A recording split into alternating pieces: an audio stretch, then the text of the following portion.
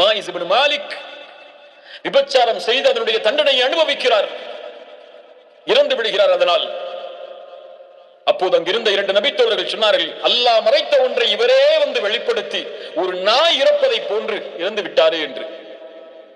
அல்லாஹ்வுடைய தூதர் அதை செவிமடுத்து விட்டார்கள். ஒருவருடைய மானம் கீழே விழுவதை அல்லாஹ்வுடைய தூதர் செவிமடுத்து விட்டார்கள்.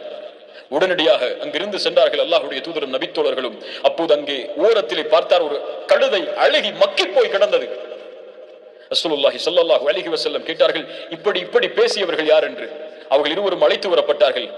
நீங்கள் இறங்கி அந்த கழுதை இறந்து அழுகி கிடக்கக்கூடிய அந்த கழுதையை சாப்பிடுங்கள் என்று அல்லாஹ்வுடைய தூதர் சொன்னார்கள். யா ரசூலல்லாஹ், அதை எப்படி சாப்பிடுவது என்று அந்த நபித்தோழர்கள் கேட்கும்போது அல்லாஹ்வுடைய தூதர் சொன்னார்கள், உங்களுடைய சகோதரனின் மானத்தை பற்றி நீங்கள் பேசியதை விட